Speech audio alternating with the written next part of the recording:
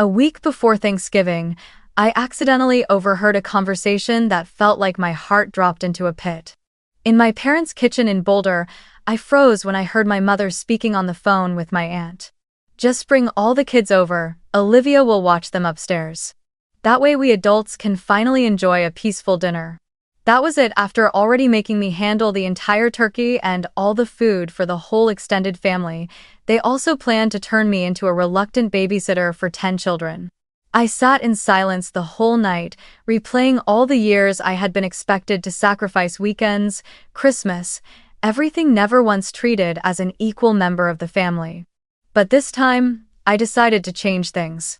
I canceled the catering order, packed my suitcase, and flew to Seattle, where another family welcomed me with genuine warmth.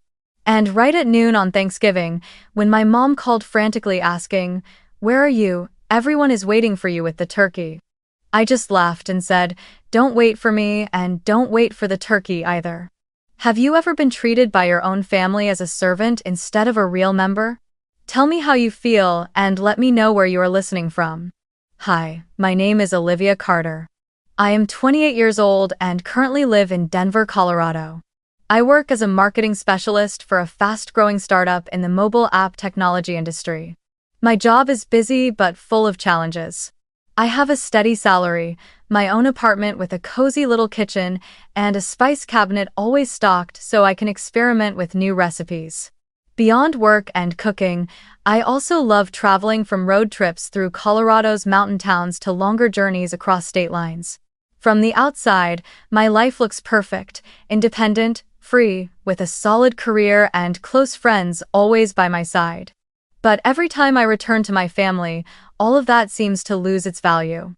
In the eyes of my parents and my sister, I am still the unmarried daughter without children, and for that reason, they assume I am the one with endless free time and energy to carry all the burdens they don't want or cannot handle.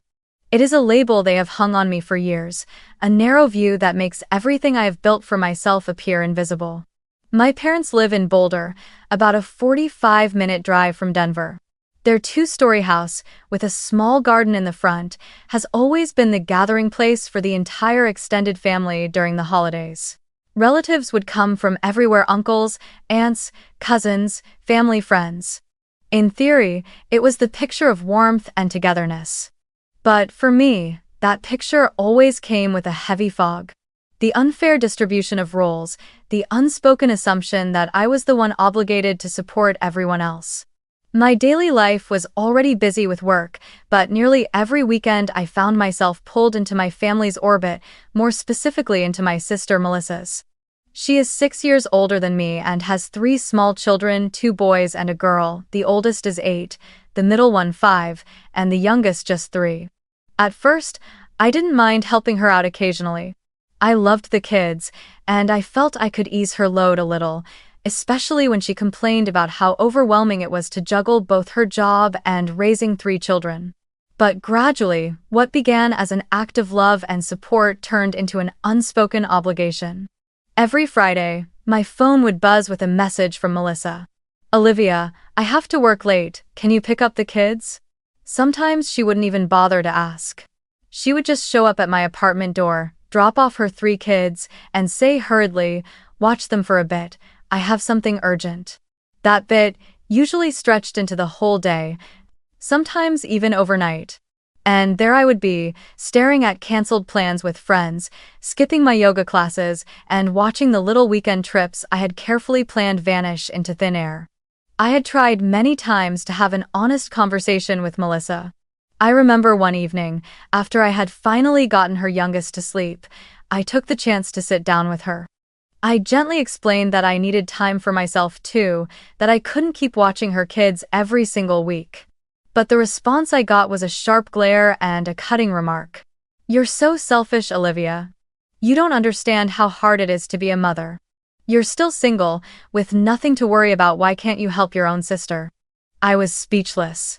In that moment, every argument I had carefully prepared seemed to dissolve. I wanted to say that I had my own responsibilities, that being single didn't mean I had no life of my own.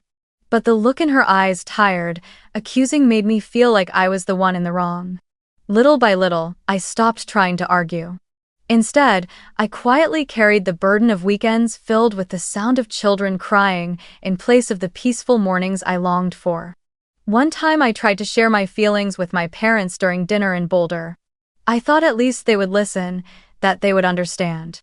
But the moment I said, "I don't think I can keep watching the kids this often, I need time for myself too," my mother put down her spoon and replied in a reproachful tone, "Olivia, you don't have a family yet, so helping your sister is no problem. This is how you prepare for the future. When you get married and have children, you'll see these things are normal." My father nodded along, showing no concern for my feelings. I sat there between steaming plates of food feeling rejected once again. No one cared about how many plans I had to postpone, how many opportunities I missed simply because they assumed my life was empty and could be filled with obligations others didn't want to do. I began to realize a sad truth. In their eyes, my time had no value. They believed that only those with families and children were truly busy and therefore had the right to say no, while I was expected to be always available. I felt like a convenient void, a shadow that could be pulled out whenever needed. Even after a long week of work full of stressful marketing campaigns and endless meetings, my weekends were not for rest. They turned into unpaid shifts filled with crying, bickering children, and a sister who took for granted that I was her personal babysitter. That exhaustion kept building up. There were times I would lie on the sofa staring at the ceiling and wonder who I was living for. I had worked so hard to secure a stable job, to buy my small apartment with my own money, to live a life of freedom and independence, yet none of that was recognized within my family. To them, every achievement of mine was overshadowed by the fact that I was unmarried and childless. That label weighed heavier than any pressure from work because it came from the people who were supposed to support me unconditionally. Gradually, I stopped looking forward to weekends. Instead of anticipating a short break to recharge, I dreaded the phone ringing and the sight of my sister's name on the screen. I hated the way my chest sank when I read the familiar message. "Olivia, can you help me out?" Worse, I hated myself for the many times I had nodded and said yes, turning myself into an extra person in someone else's life story. I began to see clearly that my time and effort were being taken for granted, that what I gave was never repaid with appreciation. That smoldering, persistent feeling became the seed of the change that would come later. A week before Thanksgiving, just as I stepped out of the office after a long day of back-to-back meetings, my phone rang. My mother's name appeared on the screen. I hesitated for a few seconds before answering, sensing this wasn't going to be a simple call to check in. And I was right. Her voice came through, sweet yet firm. "Olivia, this year you'll handle the turkey and the main dishes for me. You have a steady job, a good salary, and you're single, with more free time than your sister. Melissa has 3 kids to juggle, you understand, don't you?" I froze outside the parking garage, gripping my phone as my hand trembled with anger, unable to find words. A part of me wanted to refuse, but the familiar echoes of duty and sacrifice rose in my mind again. Swallowing the lump in my throat, I forced out a calm reply. "Okay, I'll take care of it." When the call ended, I sat in my car, heart pounding as if I had just signed an invisible contract with no room for negotiation. Back at my apartment, instead of resting, I opened my laptop and immediately searched for the most reputable restaurant in Denver specializing in traditional Thanksgiving turkeys. I placed an order for a large roasted turkey with all the sides, stuffing, mashed potatoes, cranberry sauce, even pumpkin pie. The total on the screen made me pause. It was nearly half my monthly rent. Still, I told myself, it's for family. After entering my credit card details and receiving the confirmation email, I sat motionless, the warm glow of the screen spilling across my face, while inside I felt a hollow space I couldn't name. I didn't know if I had just acted out of love or if it was nothing more than the result of years of quiet coercion. The more I thought about it, the more the unfairness burned inside me. This wasn't the first time I had dipped into my own pocket for the family. From birthday parties for the kids to Christmas gifts meant to help Melissa save money, I was always cast in the role of financial sponsor. But this time, being assigned to cover the entire turkey and catering for a massive family gathering simply because I was single, free, and had a steady income made me feel less like a family member and more like a walking wallet. I remembered the look in my mother's eyes when she said it, as if it were the most natural thing in the world, as if my life existed only to compensate for others. I had small dreams of my own, a short trip somewhere new, a cooking class I'd been eyeing, or simply a weekend with no interruptions. Yet none of that was ever considered. In their eyes, my life seemed to exist solely to fill the gaps they left behind. In the days that followed, whether at work or at home, I couldn't shake that feeling. Each time a colleague shared their Thanksgiving plans, some heading home for a warm reunion, others taking a short getaway with their partners and children, I forced a smile and hid the truth. The truth was, I was about to become the financier and server at my own family's holiday feast. I asked myself over and over, why wasn't I allowed to look forward to this holiday as a time to enjoy, but instead felt dread and heaviness? What had I done wrong to always be placed in such a diminished role? I had a job too. I worked 10-hour days too. I got tired and longed to rest just like anyone else. And yet, because I wasn't married, all of that was erased as if it didn't matter. There were evenings when I sat alone in my kitchen, preparing a simple meal with soft music playing in the background, yet my mind kept circling around the same thoughts. Was I born only to serve others? Is my worth measured solely by how much I can help my family? I looked around at the apartment I had bought on my own, every item arranged with my own hands, and the pride I once felt was now overshadowed by bitterness. Slowly, the truth came into focus. I wasn't a normal member of the family. I had been turned into a tool, a sponsor, and an unpaid babysitter. And when that realization hit me, a deep ache rose in my chest, as if I had lost myself long ago and was only now waking up to it. That Tuesday evening, just 2 days before Thanksgiving, I left the office later than usual. Winter light in Denver fades quickly, and by a little after 5, the road toward Boulder was already swallowed by dim yellow streetlights. I drove to my parents' house to drop off a few things my mother had asked for, some wine and fruit for the feast. To be honest, I wasn't looking forward to it, but I thought at least by getting it done, I could shorten the time I'd have to endure their criticism. Pulling into the driveway, I noticed the front door was slightly ajar. Inside, light from the living room spilled into the hallway, and my mother's voice on the phone rang out clearly. I was about to step inside, but froze when I heard her say my name. "Just bring all the kids." My mother's voice was full of excitement, laced with relief. "Olivia will watch them upstairs. Then all of us can finally have a peaceful Thanksgiving dinner without chasing after the little ones." I froze where I stood. My heart pounded, each word cutting into me like a knife. At first I thought I had misheard, but then she went on, even clearer this time. "We'll turn the playroom on the second floor into the kids' area. With Olivia up there, no need to worry.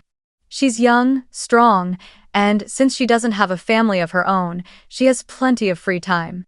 Why shouldn't we ask her?" On the other end of the line, I heard Aunt Linda, my mother's younger sister, laugh. "Oh, that's perfect, then I don't have to worry. I've got 3 kids, and with everyone else's, that'll be 10 in total. If Olivia's taking care of all of them, we're set." Then the two of them burst into laughter, as if they had just come up with the most brilliant plan. I stood frozen in the hallway, my hand gripping the bag of wine so tightly my fingers went numb. The words echoed in my head, 10 kids, for the entire dinner, while the adults ate, drank, and laughed as though I didn't even exist. I heard my mother continue with her instructions.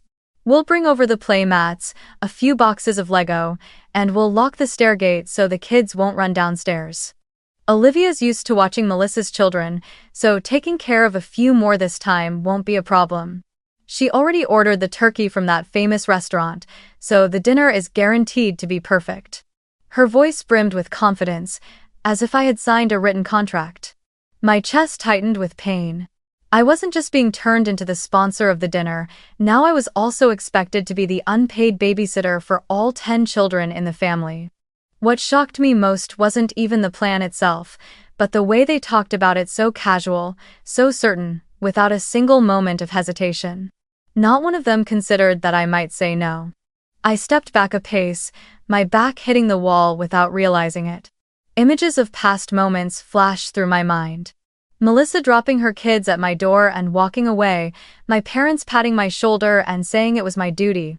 While I swallowed my tears and kept doing it because I didn't want to be seen as ungrateful. But this time felt different. I could see clearly that I had become nothing more than a tool, a domestic helper forced into service under the guise of family. All my freedom, effort, and money were treated as resources for the family to exploit. I wanted to go inside and confront them, but my feet felt glued to the floor. I didn't want to listen any longer, yet I couldn't bring myself to leave. Aunt Linda even joked, "Now we can relax with wine and conversation. No need to worry about the kids ruining the table and chairs." Lucky to have Olivia being unmarried really does have its perks. Their laughter rang out, bright and cruel. My vision blurred. I had never felt so distant from my own family. Finally, I took a deep breath, set the bag down on the small table in the hallway, and quietly walked back to my car. I left my parents' house that night with trembling hands. Driving back to Denver, the streetlights streaked by like blurred lines, and my chest was full of numb, choking emotions. Anger and humiliation twisted together in my ribs until it felt hard to breathe. Thinking of my mother and Aunt Linda laughing and gloating over their plan to turn me into the babysitter for a dozen children made my blood boil. Never before had I felt so disrespected. I wasn't only being turned into the wallet paying for the feast, I was being assigned to lock myself away upstairs with the kids while everyone downstairs ate, clinked glasses, and enjoyed themselves. In their imagination, I was nothing more than a serving tool, no more, no less. That night, when I arrived home to my apartment, I didn't even bother to turn on the lights. I collapsed onto the sofa and watched the darkness swallow the room. In that silence, memories of every time I had been taken advantage of surged back like a flood. I thought of the long weekends when Melissa dropped her 3 kids at my place and disappeared for the day.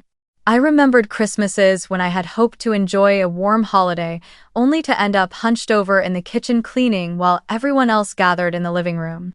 I remembered last summer's trip to California that I'd planned with friends, which I canceled because Melissa urgently needed someone to watch the kids, and my parents convinced me that there will always be other chances to travel, but family can't be abandoned. Each memory felt like a needle in my heart, forcing me to face a harsh truth. For years I had given, and those sacrifices were never valued. Tears streamed down my face, but they were not only for sadness. They were the release of years of suppressed resentment, finally erupting. I felt as if I had lost myself by becoming the family's perpetual problem solver. I asked myself who I had been living for all this time. Why had I built this independent life if in the end I was still treated as the free one, always ready to serve others? A clear answer rang in my head. It was time to stop. I stood up, wiped my tears, and opened my laptop. In my inbox, the confirmation email for the catering order from the famous restaurant in Denver was still there. I remembered the amount I had spent, nearly half of this month's rent, and the anger in me flared even stronger. No, I would not let them benefit from me one more time. I clicked on the link in the email and chose Cancel Order. A warning popped up on the screen. Cancellation may incur a 15% fee. I stared at the number and gave a bitter smile. Losing a small fee was nothing compared to losing my self-respect. I confirmed the cancellation. A moment later, my phone buzzed with a notification that most of the payment would be refunded to my account within a few days. I took a deep breath. For the first time in years, I felt like I was taking back control. Sitting quietly in my apartment, I suddenly remembered the invitation Rachel, my best friend from college, had given me a few weeks earlier. Rachel lived in Seattle with her husband and his family. She had said, "Olivia, if you don't want to be in Boulder this year, fly over here. My family always gathers at our lake house on Lake Washington for Thanksgiving. It's such a fun tradition. You'd love it." Back then, I just laughed it off, assuming that like every year, I would be trapped by family obligations. But now, sitting here, that invitation felt like a lifeline. I picked up my phone, hesitated for a few seconds, then pressed call. After a few rings, Rachel answered, her voice warm and full of cheer. "Olivia, I was just thinking about you. What's going on?" I took a deep breath, trying to steady my voice. "Rachel, do you still have room for a surprise guest this Thanksgiving?" On the other end came her joyful shout. "Are you kidding? Of course we do. My whole family would love to have you. I'll get a room ready for you right away. Fly to Seattle, Olivia. This will be the first year you actually get to rest." Hearing her words was like having a heavy stone lifted off my chest. After the call, I sat in silence for a long time, gazing out the window as the season's first snowflakes drifted down. Inside me was a feeling both new and unfamiliar. Relief. I knew I had just made a decision that would change everything. I had rejected the role my family tried to force on me, and chosen my own path even if it was just the beginning. And this time, instead of letting others decide for me, I would decide my own happiness. The next morning, I arrived at the office earlier than usual. I had barely slept the night before, yet instead of exhaustion, a strange surge of energy coursed through me. I opened my computer, checked my weekly schedule, and typed out an email requesting an extra day off on Friday. I cited a short personal trip and a wish to fully enjoy the holiday break. My boss, a seasoned woman who always encouraged us to maintain balance in our lives, quickly approved. She even smiled and said, "Olivia, you deserve time for yourself. Don't forget to bring back photos to share with us." Her words felt like a soothing balm. At work, I was respected and treated like an adult. Yet, within my family, that kind of acknowledgement had never been given to me. At noon, I called the airline and booked a ticket to Seattle. Holiday fares were far higher than usual, but I didn't hesitate. Every click of the mouse, every number that appeared on the screen felt like a declaration that I was finally investing in myself. When I confirmed the Wednesday morning flight, my heart raced as if I had just signed a contract for freedom. That evening, I began to pack. I opened my closet and chose simple but warm clothes, thick sweaters, scarves, a wool coat. I laid them neatly in my suitcase, next to a book I hadn't yet had time to read, and my small camera to capture moments along the way. Then I paused in front of the apron hanging in the corner of my kitchen. It was the one I always wore when forced into the role of cooking for the entire family. I reached for it, thinking of folding it into my bag, but then stopped. No, I wouldn't bring it. I left it there as a reminder that this trip wasn't about serving anyone but myself. The days leading up to the holiday passed slowly, carrying a quiet tension. During the day, I focused on work, wrapping up unfinished projects so I could leave without worry. At night, I quietly picked up a few small gifts to bring to Seattle. A bottle of local wine, a box of handcrafted chocolates from my favorite shop. I pictured Rachel's delighted face when she received them, and warmth filled my chest. Yet alongside the excitement was a lingering unease.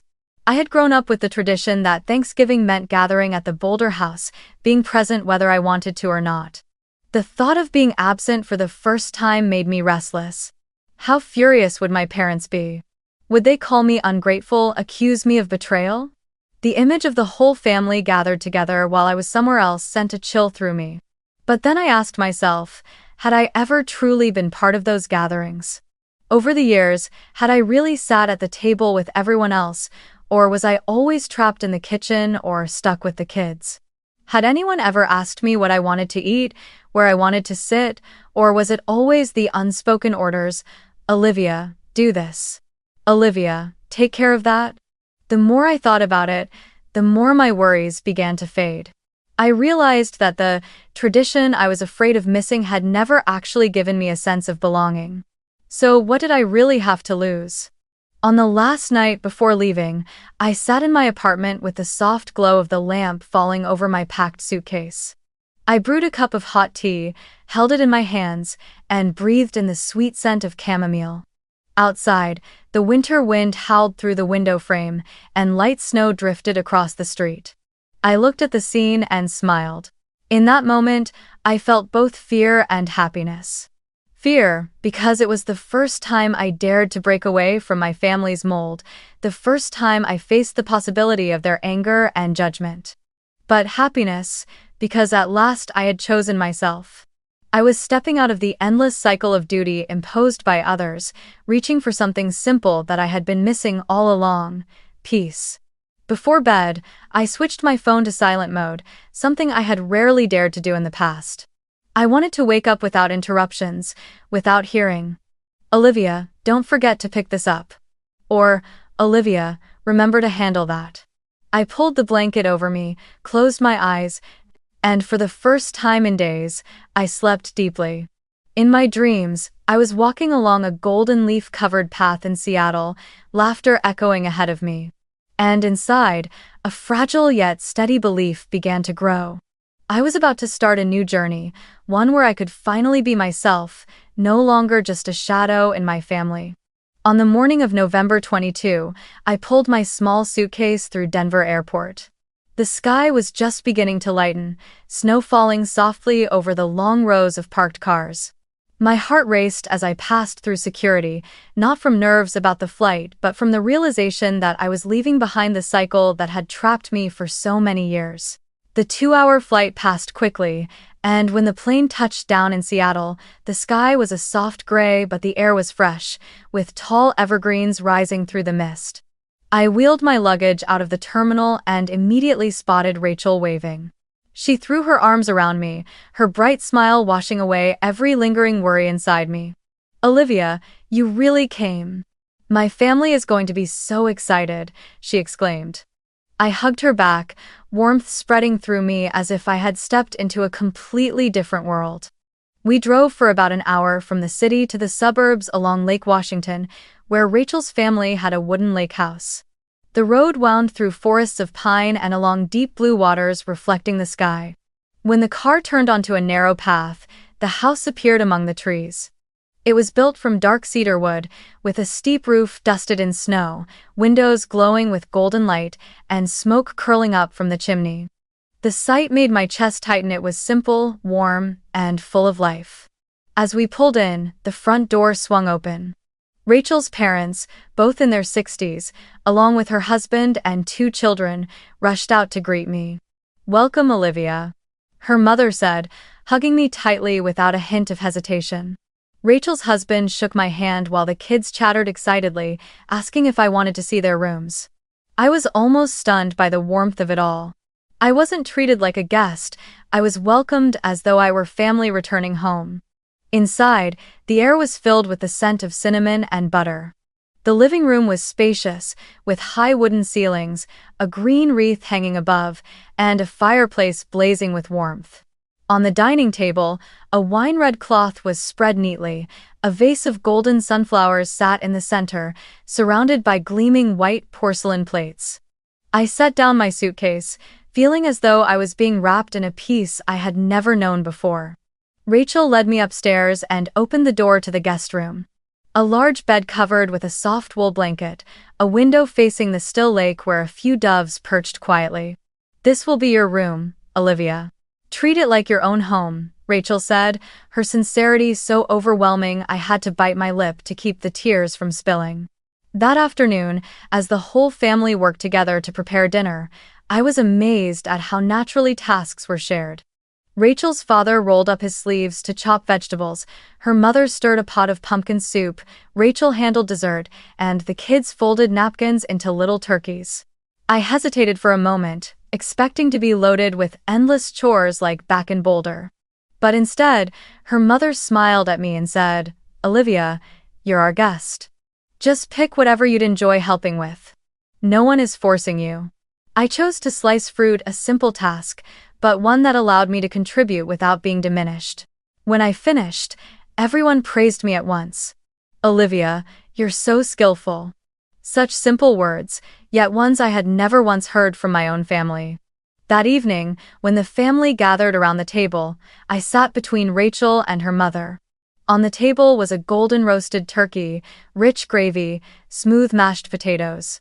But what struck me most wasn't the food, it was the way everyone spoke. They went around sharing what they were thankful for that year. A new job, good health, a successful semester. When it was my turn, I hesitated and finally said, "I'm grateful to be here today." The whole table clapped, and Rachel squeezed my hand, her eyes filled with understanding. My throat tightened. For the first time, I wasn't treated as an outsider. I wasn't a babysitter, I wasn't the wallet. I was simply Olivia, a person who was heard and valued. After dinner, we gathered around the fireplace, sipping hot cocoa. The conversations drifted between childhood memories, old games, and dreams for the future. I sat there, listening to the laughter, watching the firelight dance across everyone's faces. A rare sense of peace settled over me. I realized I had spent too many years chasing after acceptance that my own family would never give. Yet here, simply by stepping outside of that cycle, I had found a place where I truly belonged. That night, lying in the warm guest room with a view of the lake, I listened to the gentle wind blowing through the pine trees. I smiled to myself. For the first time in many years, I felt like I finally had a home for Thanksgiving.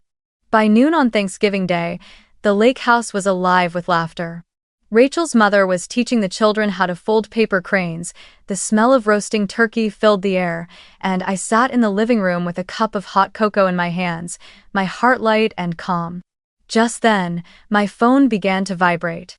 On the screen flashed the familiar words, "Mom calling." I let it ring, my heart twinning slightly but my mind steady. A moment later, it stopped only to ring again. "Dad calling."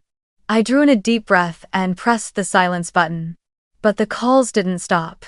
10 minutes later, as the clock struck exactly noon, the ringtone pierced the air again, this time from my mother, accompanied by a frantic message. "Olivia, where are you? Everyone is waiting for you with the turkey. Hurry, don't let the whole family lose face." How? I sat up straight, knowing I couldn't avoid it forever. I pressed answer and lifted the phone to my ear. My mother's voice burst through immediately, sharp and impatient.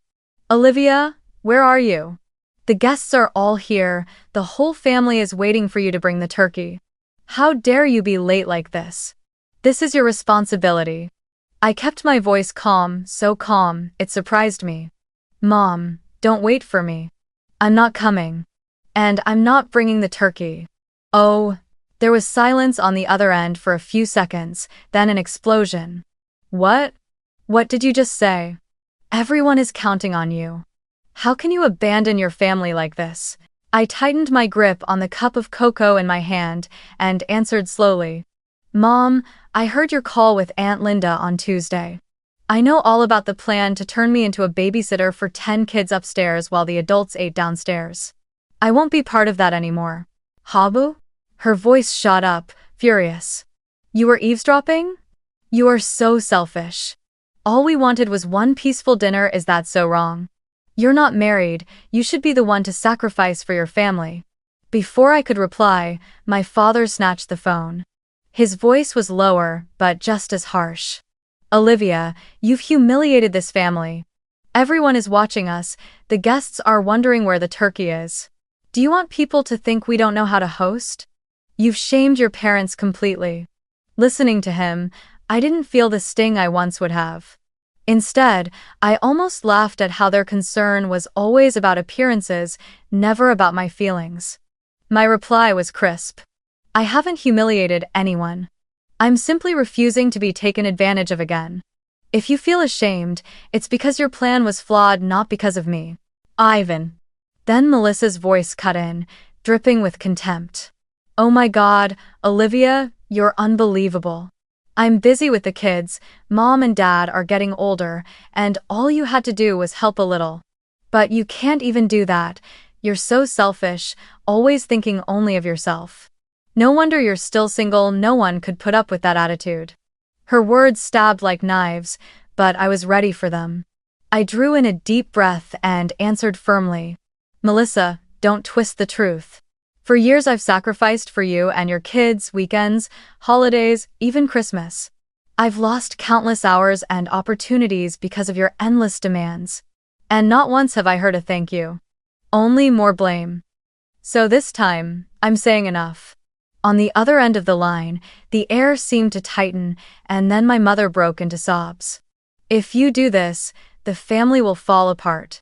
Don't you think about your parents? Don't you think about your relatives?" I closed my eyes, letting the tears gather, but my voice didn't shake. "Mom, family doesn't mean turning one person into an unpaid servant." I canceled the turkey order. I have no responsibility left in Boulder. And right now, I'm sitting in a home where I'm respected, where I'm treated as real family. I'm going to enjoy this Thanksgiving my way.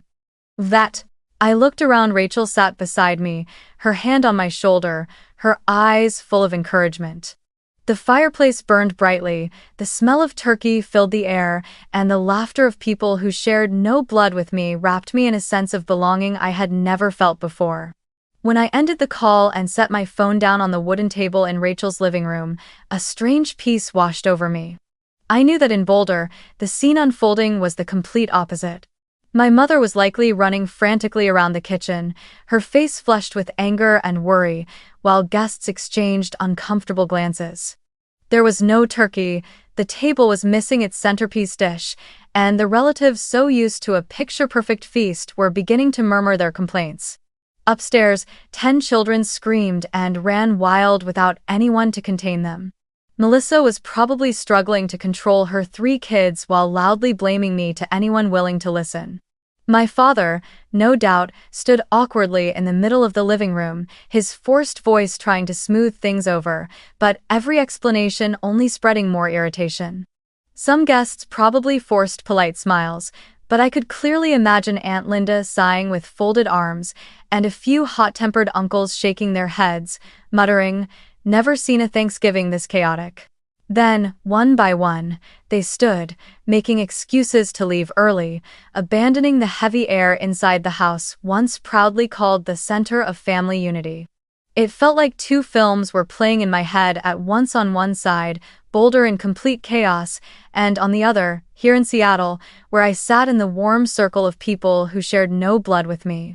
On the table before us, a golden roasted turkey sat proudly in the center, surrounded by mashed potatoes, stuffing, pumpkin soup, roasted vegetables, and the sweet aroma of apple pies. Candlelight flickered, reflecting off the joyful faces around me. No one shouted, no one scolded.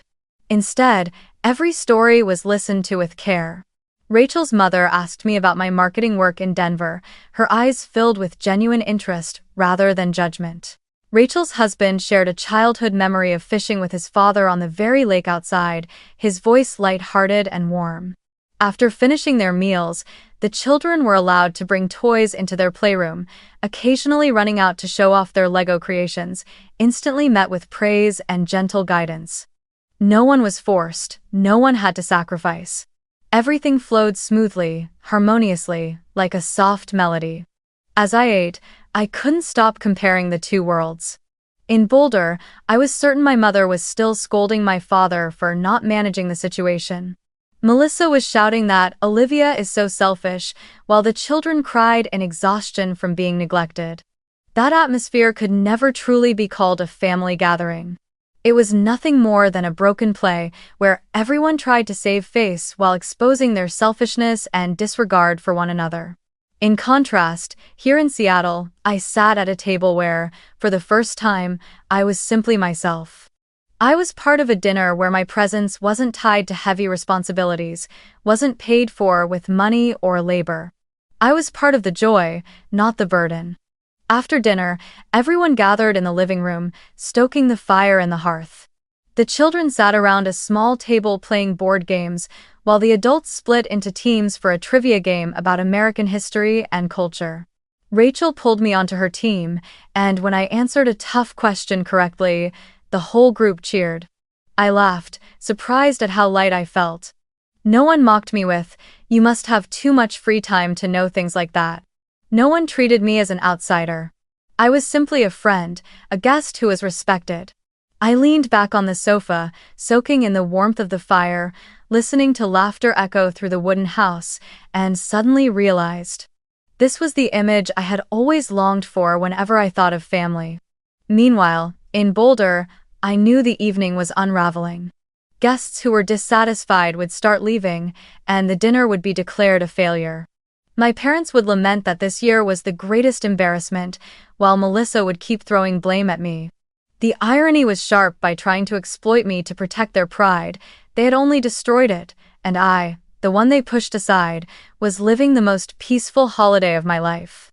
As night fell in Seattle, I stepped out onto the balcony overlooking the lake shimmering with moonlight. The cold air brushed my face, yet my heart felt inexplicably warm. I thought of the chaos in Boulder, and felt no pain, only clarity at the stark contrast.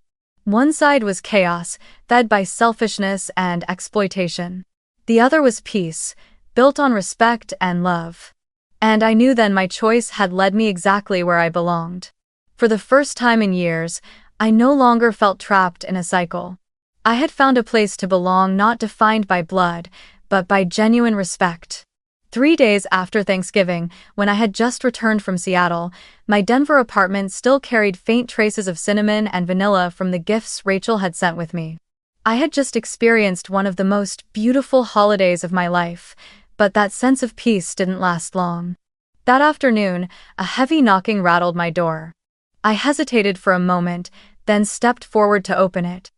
Standing there were my parents and Melissa, their familiar faces drawn so tight they were nearly unrecognizable.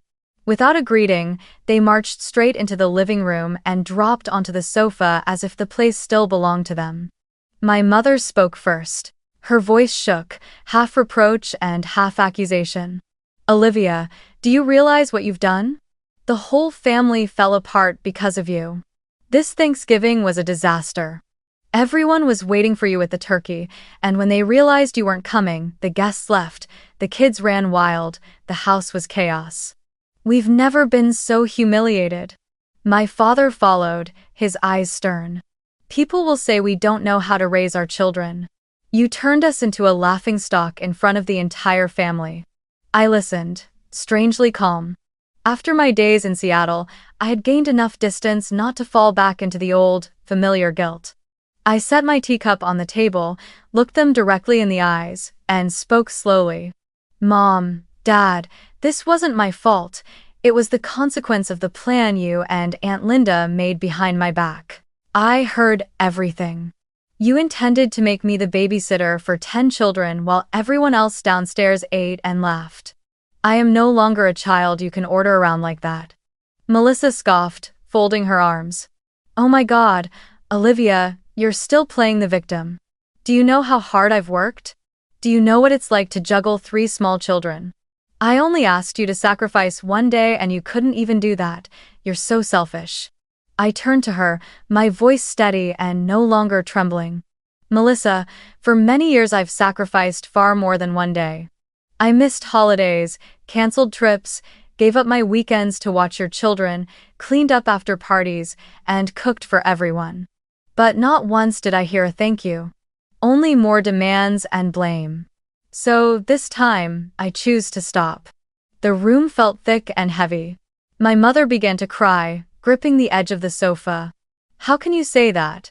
Family means yielding, it means sacrificing for one another. If everyone thought like you, what would become of this family?" I inhaled deeply and answered firmly. "Mom, family does not mean turning someone into free labor. I have a life, limits, and my own worth. I have been silent for too long, and that silence only made people look down on me more. Now it's enough." Doubly. My father slammed his hand on the table, his voice sharp and commanding. "If you keep this attitude, don't blame us when we cut you off. Don't expect any help or love from this family again." I looked him straight in the eye, my chest tightening, but the words that left my mouth were ones I hadn't even known I carried. "If that's the price of living as a free person, then I accept it. I've had enough, Dad. I don't need a kind of love that only exists when I obey." My words rang out with finality, leaving all 3 of them stunned. Melissa's eyes widened, my mother sobbed harder, and my father's face flushed red as he fell silent. No one spoke again. At last, my father stood, tugging my mother toward the door. Melissa shot me a furious glare before storming out behind them. The door slammed shut, leaving behind a hollow echo in my small apartment. I sank into the chair, listening to the thud of my heartbeat. For the first time, I didn't feel guilt for disappointing them. I felt relief, as if a heavy chain had finally been broken. I knew this decision would change my relationship with my family forever. But in that moment, I also knew I had finally grown up. I was no longer bound by their expectations or the weight of imposed guilt. I had chosen my own path, and for the very first time, I felt free. After that tense confrontation, I made a decision. I would no longer let myself slip back into the old cycle of guilt. I picked up my phone, opened my contacts, and blocked my mother, my father, and Melissa. It was just a small action on a screen, but for me it felt like building a gate of protection, one that kept me from being dragged into more calls full of reproach, more demanding texts, more endless loops with no escape. I didn't do it out of anger but out of clarity. I needed quiet to rebuild my own life, without my time and energy being drained by people who only saw me as a resource to exploit. In the weeks that followed, I poured myself back into work. I accepted a new project at my company, and for the first time, I could give it my full attention without worrying about being summoned to babysit on the weekends. I also began reclaiming the little things I had once neglected. Brewing coffee slowly in the mornings, practicing yoga in the early sunlight, or wandering through a bookstore in the afternoons, picking out a novel I wanted to read instead of the children's books Melissa used to ask me to pick up. Each day, I felt myself slowly healing from within, like a garden being tended to after years of neglect. One evening, Rachel called me, her voice bubbling with joy. "Olivia, that holiday was wonderful. My family still talks about you, and the kids keep asking when Aunt Olivia will come back." Hearing that, I smiled as warmth spread through me. I realized I had found another kind of family, not one bound by blood, but one built on respect and genuine affection. They didn't need me to sacrifice in order to prove love. They only needed me to be truly present. As my spirit began to settle, I also started opening myself up to new connections. A colleague I often saw at the gym, after many casual conversations, invited me out to dinner. I agreed, and the date turned out to be simple but genuine. He didn't ask me, "So when are you getting married?" He didn't judge me for living alone. Instead, he listened with interest as I talked about my love for traveling, my career plans, and even asked to learn a few of my favorite recipes.